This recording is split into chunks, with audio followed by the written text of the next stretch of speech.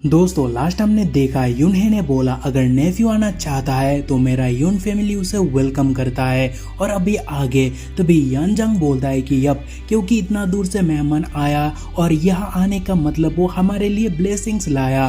और तभी यूनहे बोलता है कि वो सब ठीक है लेकिन आज का मैटर यून फैमिली का इंटरनल मैटर है। सो मैं उम्मीद करता हूँ कि मेहमान यहाँ इंटरफेयर नहीं करेंगे। चाह वो सुनकर ही लियानपेंग बोलता है कि ये तो नेचुरल है। चाह तभी यूनहे बैठकर बोलता है कि जबकि सब यहाँ है तो चलो शुरू किया जाए। तभी ग्रेट एल्डर बोलता है एवरीवन बस 1 महीना रह गया और ये लिटिल डेमन एम्प्रेस की 100 साल की रूल का भव्य समोरा होगा, वो भी 12 गार्डियन फैमिलीज में से एक रूप में, और हम हमारा प्रेस्टीज नहीं खो सकते हैं। और फिर एल्डर आगे बोलता है कि बाद में कंपटीशन पर मैं उम्मीद करूंगा सबके सब ऑल आउट जाएंगे क्योंकि बस विनर्स ही सेंटेनियल सेरेमनी पर हिस्सा ले सकेंगे। और ये कहने के बाद एल्डर बोलता है कि ऑफ कोर्स ऑफिशियल कंपटीशन से पहले एक इम्पोर्टेंट डिसीजन लेना होगा एक स्पोर्ट को लेकर, क्योंकि वो एक स्पोर्ट हमारा फ्यूचर डिसाइड करेगा। चाहे वो सुनकर लियानपेंग बोलता है क्या ऐसा भी वंडरफुल थिंग आज यहाँ होने वाला है,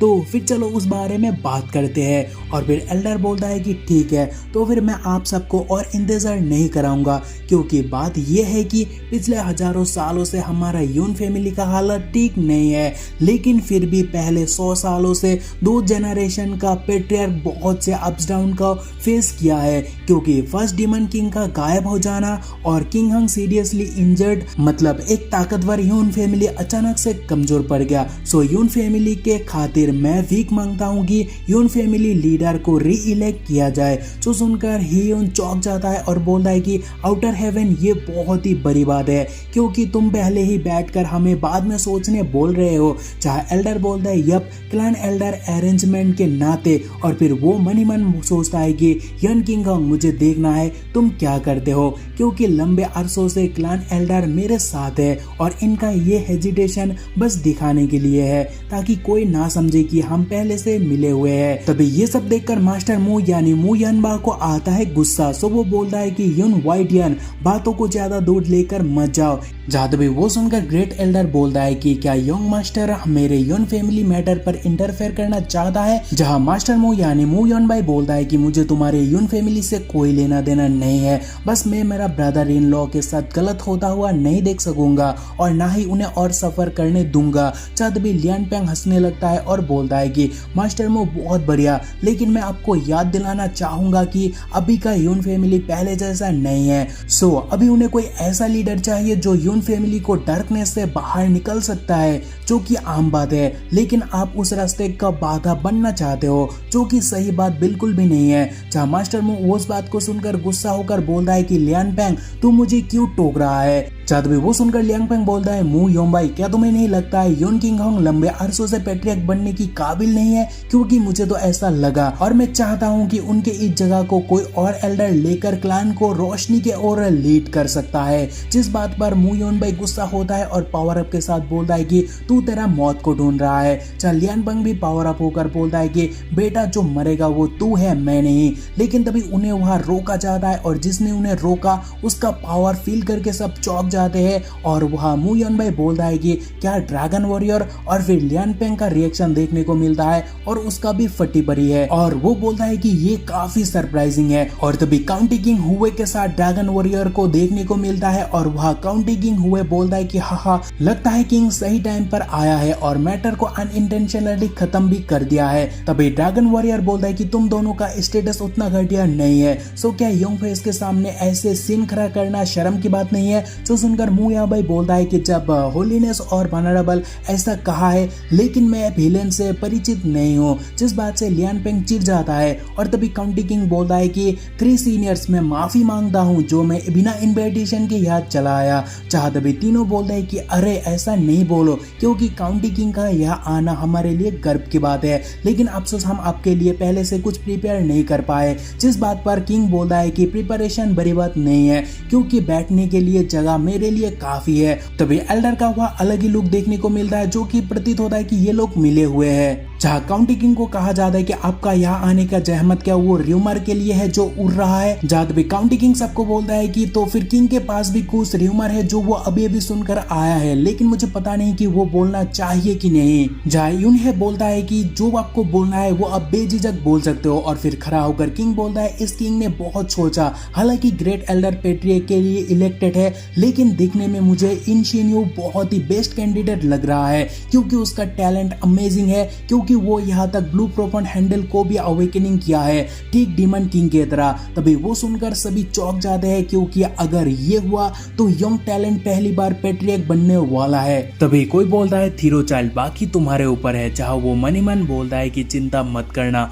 और फिर जैसे उसे कहा गया वैसे ही वो उठकर बोलता है कि मैं काउंटी किंग के इस प्रपोजल से बिल्कुल सहमत हूँ, क्योंकि आफ्टर ऑल शिन्यू क्या है वो हम सबको अच्छे से पता है। सो अगर वो फैमिली हेड बनता है और फैमिली को लीड करता है तो मुझे लगता है यून फैमिली का रेपुटेशन एक बार फिर से वापस आ सकता है। तभी बाकी कुत्ते को भी देखने को मिलता है जो उनके बोलने पर शिन्यू का साइड लेने लग जाते हैं, जो देखकर मॉम बहुत ही गुस्सा होती है और परेशानी के साथ मॉम किंग होंग को बोलती है किंग होंग आखिर वो लोग ऐसा कैसे कर सकते हैं। जहाँ किंग होंग बोलता है चिंता मत करो वो सब मेरे लिए है। तभी ही यून बोलता है कि अगर किसी को एतराज नहीं है तो क्यों ना हम सक्सेशन सेरेमनी की ओर चले। तभी सारे लोग बाग शिन्यू का नारा लगाना चालू कर देते हैं। जहाँ तभी किंग होंग मनी मन सोचता है कि वक्त हो गया स्टेज जाने के लिए, लेकिन किंग होंग से पहले तभी यूनची चीख कर बोलता है वेट ए मिनट, जो सुनकर किंग होंग भी लाइक व्हाट, और जहाँ तभी यूनची बोलता है मैं इसके खिलाफ हूँ। जहाँ तभी इंशा बोलता है ब्रदर यून,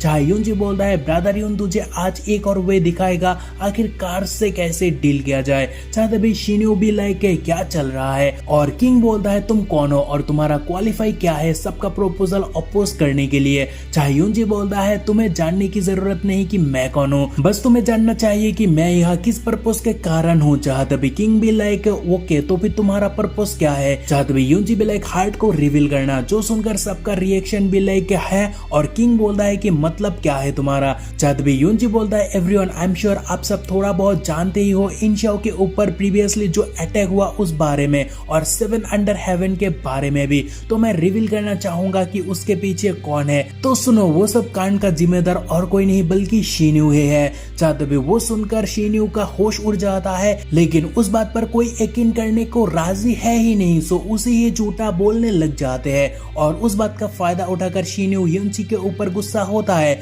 लेकिन उसके सामने उसका बाप आकर खड़ा होता है और यूनची को बोलता है कि नॉनसेंस क्या बकबक कर रहे हो। और फिर वो फादर यानी किंग होंग को बोलने लग जाता है इतना सीनियर होकर तुम किसी फॉरेनर को कैसे यहाँ ला सकते हो जो मेरे बेटे पर इस तरह कीचड़ उछल रहा है। जहाँ यूनची बेलेक वो कमजोर दिल, और फिर वो आगे बोलता है कि अगर आप गंदे पानी को कम लेवल पर छिड़काते हो तो आपको पता चल जाएगा कि आप सोल की झलक पाने के लिए मिस्टीरियस तरीके का इस्तेमाल कर रहे हो। तभी वो यूनची के ऊपर गुस्सा होता है और उसके लोगों को उसे पकड़ने बोलता है क्योंकि यूनची उनका धोती खोल रहा है, और उसके कहने पर उसके लोग यूनची पर टूट पड़ते हैं और यूनची का आंखें भी चमक उठ जाता है और वो वहां से गायब होता है। और तभी जो उसे मारने गया वो सब चौंक जाते हैं और बोलने लगते हैं कि वो कहा गया।